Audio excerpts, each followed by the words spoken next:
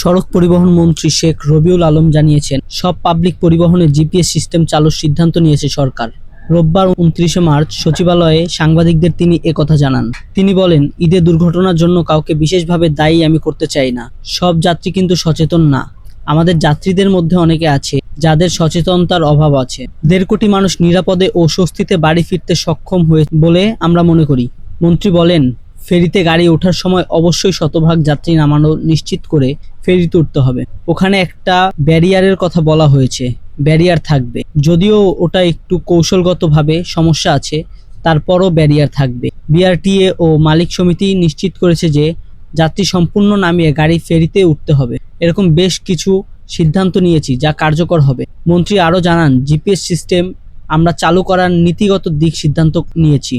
সব পাবলিক পরিবহনে জিপিএস থাকবে, তাহলে দেখবেন নিয়ন্ত্রণ আরো বেশি সম্ভব হবে।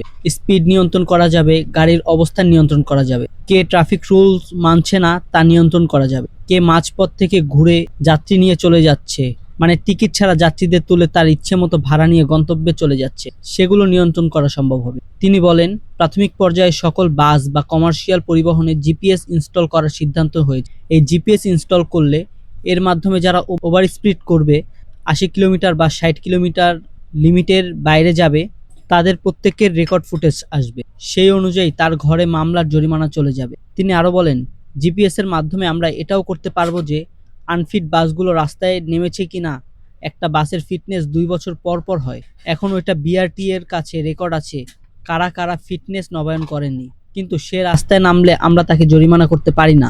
গ্যারেজে গিয়ে জরিমানা করলে বলবে যে আমি তো চালাইনি, কিন্তু সে রাস্তায় নামালে ওই ফিটনেসবিহীন বাসের বিরুদ্ধে ব্যবস্থা নেওয়া হবে। এটা নিয়ন্ত্রণ করবে বিআরটিএ সহ পুলিশ। মন্ত্রী বলেন, ডিজিটাল সিস্টেমে অলরেডি আমরা ডিপোতে এবং হাইওয়েতে পুলিশ সিসি ক্যামেরার রেকর্ড ও স্পিড ক্যামেরার রেকর্ড দিয়ে মামলা পরিচালনা করছি। অতএব আস্তে আস্তে এটা শৃঙ্খলায় আসবে। এটা শুধু হাইওয়ের গাড়ি না, সকল গাড়ির জন্য